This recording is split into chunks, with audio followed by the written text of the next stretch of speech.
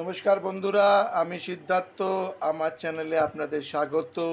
আজকে একটা দারুণ টপিক ইন্স্যুরেন্স নিয়ে আলোচনা করব।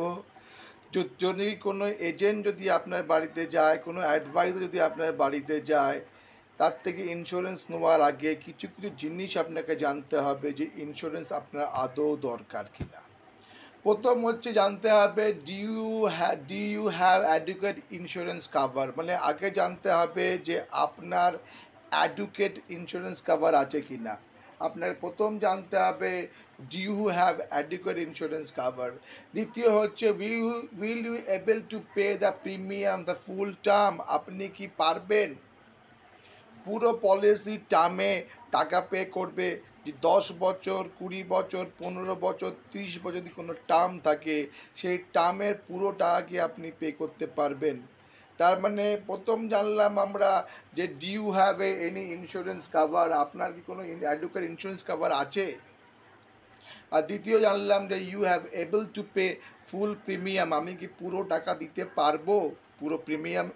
তৃতীয়, have you calculate the return from the policy, আমি কি পুরোপুরি হিসাব করেছি যে একটা পলিসি যদি নেই আমি কত রিটার্ন পাবো, কত ইল্ড পাবো, কত ইন্টারেস্ট পাবো। এই টোটাল টাকা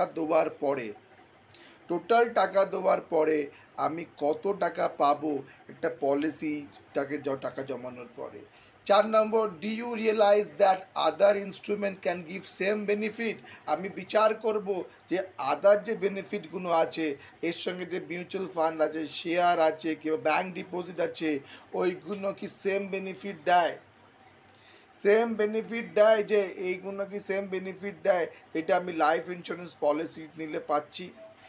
4 নম্বর, are you aware the high charge of insurance policy, আমি কি জানি যে ইন্স্যুরেন্স পলিসি হাই চার্জ করে।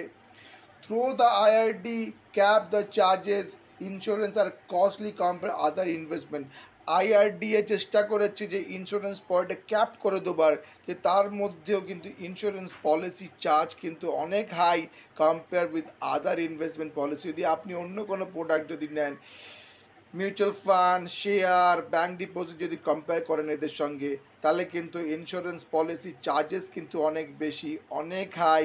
তাই কিন্তু অনেক হাইয়ের জন্য কিন্তু আপনার কিন্তু চার্জেস অনেক টাকা লাগে। তাই কিন্তু আপনি কি হিসাব করেছে যে আপনার আদৌ এই চার্জগুলোকে আপনি জানেন কি না।